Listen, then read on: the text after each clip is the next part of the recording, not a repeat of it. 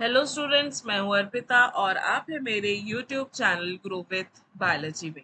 आज जो टॉपिक हम देखने जा रहे हैं वो है क्रोमोसोम जंपिंग। कल हमने टॉपिक पढ़ा था क्रोमोसोम वॉकिंग और आज है क्रोमोसोम जंपिंग।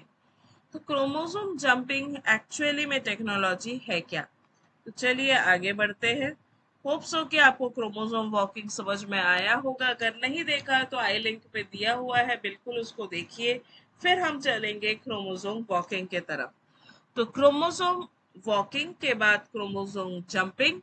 अब क्रोमोसोम जंपिंग में क्रोमोसोम के कुछ ऐसे पार्ट होते हैं जो एक जगह से दूसरे जगह शिफ्ट हो सकते हैं और ये अपने पोजीशन को बदल सकते हैं, चाहे वो अपना क्लोन बना के कर बदले या फिर खुद ही खुद अपना पोजीशन चेंज कर ले।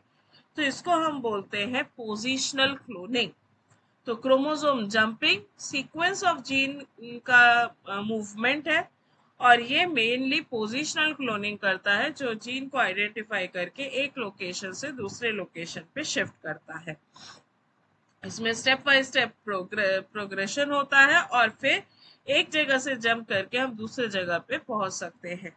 ये कहाँ पे काम आएगा? ये लार्ज जीनोम्स को हैंडल करने में काम आता है, जहां पे हम क्रोमोसोम वॉकिंग नहीं कर पाते हैं। क्रोमोसोम वॉकिंग के कुछ ड्रॉबैक्स, जहाँ पे हमने कहा था कि ये लंबे लंबे जीन्स पे नहीं कर सकता, ये बहुत ही रैंडम लोकेशंस पे काम नहीं कर सकता, तो उन लोकेशंस को अब क्रोमोसोम जंपिंग ओवरकम कर पाता है। तो ये क्रोमोसोम वॉकिंग के लिमिटेशन को काफी हद तक भरपूर करता है। तो सबसे पहले इसका प्रिंसिपल देखते हैं। ये लार्ज जीनोमिक सीक्वेंसेस को रेस्ट्रिक्टेड एंजाइम्स के हेल्प से जनरेट करता है, फिर उन सीक्वेंसेस को सर्कुलराइज करता है। सर्कुलराइज करने के बाद उसको वेक्टर के अंदर क्लोन करता है अपने फ्रैगमेंट के अकॉर्डिंग, और उसके बाद उस फ्रैगमेंट का ओरिजिनलिटी या उस फ्रैगमेंट की क्लोनिंग हम कर सकते हैं इस तरह के सीक्वेंसिंग के बाद। यहाँ पे नया फ्रेगमेंट जो रेडी होगा उसके प्रोब्स के अकॉर्डिंग उसका मैपिंग भी या मैप भी आप कंस्ट्रक्ट कर सकते हैं। अब क्रोमोसोम जंपिंग की जरूरत क्यों पड़ी? इसमें सेवरल लिमिटेशन था क्रोमोसोम वॉकिंग में। जो ये स्लो प्रोसेस था, पहला चीज, ओवरलैपिंग क्रोमोसोम क्लोन्स को ये फायदेमंद रिजल्ट्स नहीं दे पाता था, या इजी एसेशियल जो इजी डायग्नोसिस है वो नहीं हो पाता था। तो वो हम क्रोमोसोम जंपिंग से कर सकते हैं। रिपीटेटिव डीएनए सीक्वेंसेस पता कर सकते हैं जो कि क्रोमोसोम वॉकिंग में इंटरप्ट हो जाता था। यहाँ पे हम क्लोन कर सकते हैं फ्रैगमेंट को। लार्ज जीनोम सीक्वेंसेस को भी हम दूसरे तरह से पहुंचा सकते हैं। सपोज देखिए, यहाँ पे अगर हमारे पास है देखिए A B C D, तो अब A से D का डिस्टेंस ज्यादा है, तो यहाँ पे हम क्या करते हैं, इसको पहले सर्कुलराइज कर देते हैं। या फिर ऐसा समझिए कि इस सर्कल में हमने A B C D को अरेंज कर दिया। अब जब हम A से D तक पहुंच रहे थे तो ये डिस्टेंस था, पर जब हमने इसको सर्कुलराइज कर दिया तो A और D बाजू बाजू में आ गया। अब आप इस A और D सीक्वेंस का लेके, ये सर्कुलराइज करने के बाद ए सीक्वेंस को आप रेस्ट्रिक्शन एंजाइम से काट लीजिए। अब आपको एक छोटा सा फ्रैगमेंट मिलेगा जहां पे ए होगा और डी होगा। अब आप इसमें क्रोमोसोम वॉकिंग लगा सकते हैं। तो इस तरह से यहाँ पे क्रोमोसोम जंपिंग में काम होता है कि क्रोमोसोम जंपिंग आपके काफी प्रॉब्लम्स को सॉल्व कर देता है। मेथोडोलॉजी में पहला आइसोलेशन ऑफ जीनोमिक डीएनए। आपको जीनोमिक डीएनए तो चाहिए, फिर उसको रेस्ट्रिक्शन एंजाइम से लीव कर लीजिए, छोटा फ्रैगमेंट बना लीजिए, फिर सर्कुलराइज कर लीजिए, फिर सेकेंडाइजेशन करिए और उसके बाद आप उसके जंक्शंस को फ्रैगमेंट में बना के उस फ्रैगमेंट को क्लोन कर लीजिए, फिर स्क्रीन करके नए प्रोब के साथ अटैच कर दीजिए। जैसे मैंने बताया कि आपके पास अगर दो जीन है जो कि बहुत दूर में है, तो उन दोनों को डाइजेस्ट करके छोटा कर लीजिए, फिर उसको सर्कुलराइज कर लीजिए। जब सर्कुलराइज करेंगे तो एंड जीन्स जो है वो एकदम आसपास आ जाएंगे, और आसपास आने से फिर आप उसकी क्लोनिंग कर सकते हो, उसको स्क्रीन आउट भी कर सकते हो और नया प्रोब लेके आप सीक्वेंसिंग या क्रोमोसोम वॉकिंग कर सकते हैं।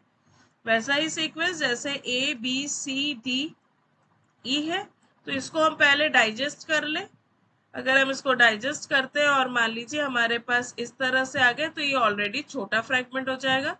फिर इसको आप सर्कुलराइज कर लीजिए, तो ACDE आसपास हो गए, सर्कुलर हो गया, तो A के बाद D आ गया। अब इसको सेकेंड डाइजेशन करिए, सेकेंड डाइजेशन करके अब आपका फ्रैगमेंट हो जाएगा E और A।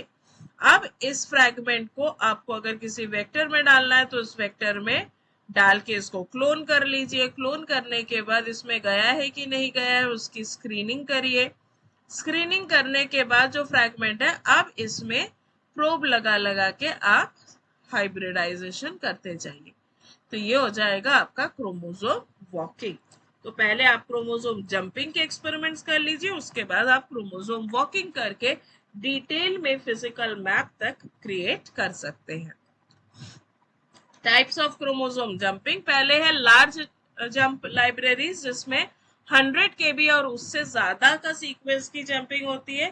दूसरा होता है स्मॉल जंप लाइब्रेरी जिसमें 10 to 20 KB या उससे कम की यूज होती है। और एक होता है वेक्टर बेस्ड जो कि स्पेशल वेक्टर्स है जो फैसिलिटेट करते हैं इस तरह से डाइजेस्टेड जीनोम्स को लेके आगे मूव करवाना।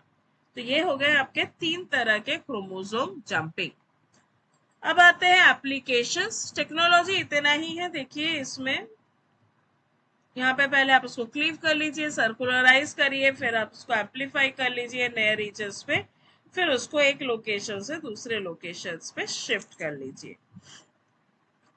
एप्लीकेशंस अगर देखें तो सबसे पहला है पोजिशनल जीन क्लोनिंग। कौन से पोजीशन में कौन सा है जीन है नहीं है ये आपको इजीली पता चलेगा। जीनोम मैप आप इजीली कंस्ट्रक्ट कर सकते हैं, कौन सा जीन है कौन से डिजीज जीन्स है, जैसे आप सिस्टिक फाइब्रोसिस को उस पर कर सकते हैं, ये भी आप इजीली इसमें भी आइडेंटिफाई कर सकते हैं। जो रिपीटेटिव डीएनए है उसको बाईपास करना ये हम क्रोमोसोम जंपिंग में कर सकते हैं। जितना रिपीटेटिव डीएनए है उतने सीक्वेंसेस को हमने रेस्ट्रिक्शन एंजाइम से डाइजेस्ट करके अलग कर दो और बाकी पार्ट को आप क्रोमोसोम जंपिंग के थ्रू मूव करवा लो या फिर वॉकिंग करवा के पता कर लो। ये जो गैप्स थे उस गैप्स को फुलफिल करने में हेल्प करता है। तो मेजर एडवांटेजेस, ये रैपिड मूवमेंट में हेल्प करेगा, बाईपास करने में हेल्प करेगा, लोकेशन बताने में हेल्प करता है और कॉम्प्लेक्स जीनोम्स का जो कि ह्यूमन का कॉम्प्लेक्स जीनोम होता है उसको सेग्रीगेट एनालाइज या सिंप्लीफाई करके एनालिसिस करने में हेल्प करता है। नेक्स्ट आते हैं डिसएडवांटेजेस। ये बहुत ही हाई क्वालिटी टेक्निक है जो कि लार्ज डीएनए पे काम होता है और इस टेक्निक में बहुत टेक्निकल कॉम्प्लेक्सिटी है।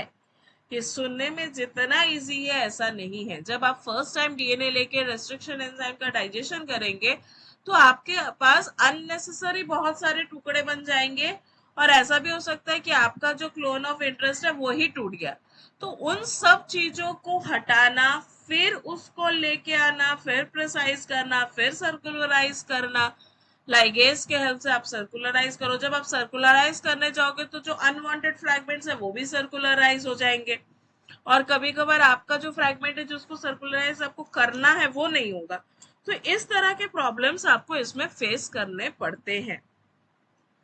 एग्जैक्ट इंटरमीडिएट सीक्वेंस की हर वक्त सीक्वेंसी इससे पॉसिबल नहीं है। ये मॉडर्न जीनोम टेक्निक्स एब्सोल्युटली है पर हर एक डिटेलिंग के लिए हम इसको यूज नहीं कर सकते क्योंकि ये रेस्ट्रिक्शन एंजाइम पे बेस्ड है। रेस्ट्रिक्शन एंजाइम्स आपको अगर रिकॉम्बिनेशन पढ़ा तो आपने दो टेक्निकल टर्म पढ़ा होगा, एक पार्शियल डाइजेशन और एक कंप्लीट डाइजेशन। अगर कंप्लीट डाइजेशन कर ले तो भी प्रॉब्लम है और अगर पार्शियल करे तो भी कुछ हद तक प्रॉब्लम होती है। तो ये टेक्नोलॉजी था हमारा क्रोमोसोम जंपिंग।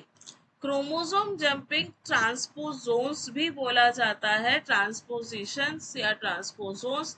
हम यहाँ पे टेक्निकल क्रोमोसोम जंपिंग की बात कर रहे हैं, ट्रांसपोजोन्स की बात नहीं कर रहे हैं। क्रोमोसोम के पार्ट की जंपिंग ट्रांसपोजोन्स एक अलग टॉपिक है। अगर आप उस टॉपिक पे वीडियो चाहते हैं तो मैं बिल्कुल आपके साथ शेयर करूंगी, आप कमेंट सेक्शन में लिख दीजिएगा। आपको और कौन कौन से वीडियोस चाहिए आपके एग्जाम्स के तहत, आपके एग्जाम शायद आने वाले होंगे सेमेस्टर्स एग्जाम्स, तो आप उसके तहत आपको जो वीडियोस एसेंशियल है उसके टॉपिक्स कमेंट्स में लिखिए। कोशिश करूंगी कि मैं आप तक उस वीडियोस को जल्द ही जल्द पहुंचा सकूं। तो यहाँ तक बने रहने के लिए बहुत बहुत धन्यवाद।